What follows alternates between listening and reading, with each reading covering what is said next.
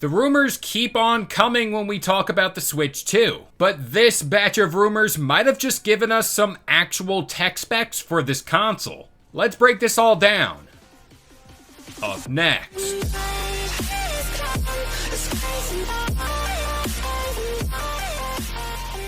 What's up guys, this is Kalo, and I'm here to give you the lowdown on all things gaming.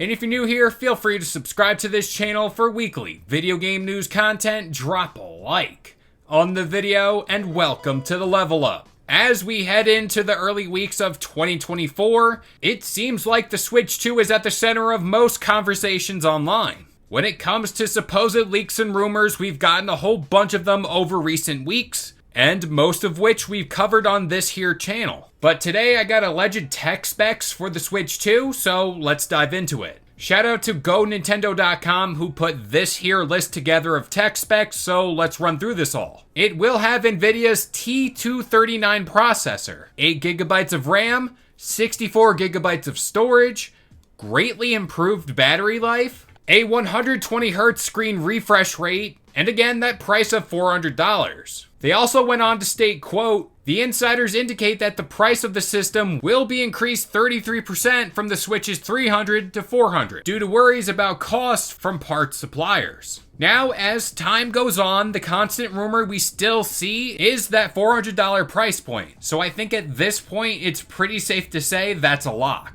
The one thing that's really glaring to me here is that 64 gigs of storage. I don't know, I just kind of hoped out of the box the console would come with more storage. And that 8 gigs of RAM is something I see a lot of people talking about online, mainly because this is Nintendo after all, and when it comes to their consoles, it always just kind of seems they're behind the curve, so to speak, in a tech sense. Now, with all that being said, I said this was alleged, so there is a pretty solid chance here that the original source to all this is kind of undershooting the mark just a little bit. I only say this because Nintendo this time around might want to future-proof the console, especially if they wanted to last as long as the Switch did. But hey, enough about hardware, let's talk about software, because we might have just gotten a little bit more information on that front as well. Turns out there has been rumblings that Nintendo is currently in talks with 3 external studios to work on first-party IPs. But wait, there's more, because this report also suggests that Nintendo is looking to increase internal development capacity. This is also not a totally new thing with Nintendo, because they've done this in the past with Link's Awakening, Mario plus Rabbids, and of course Metroid Dread. And doing this would no doubt cut down on development times for these games. But at the same time, we know Nintendo wants to make their games look better and kind of match their competitors like the Xbox and PS5.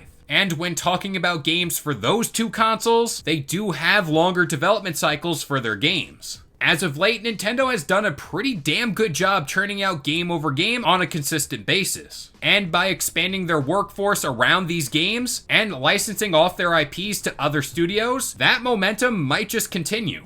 But hey, with all that being said, I'm going to pass this question off to you guys. What do you think is the most important aspect for the Switch 2 when talking about tech? For me, I think internal storage is pretty damn huge, but at the same time, something that makes the games look good as well is kind of big, especially when talking about the next Switch. But that about does it here. I've been Kalo, I gave you the lowdown on all things gaming, and if you're new here, feel free to subscribe to this channel for weekly video game news content. Drop a like on the video, and this has been the Level Up.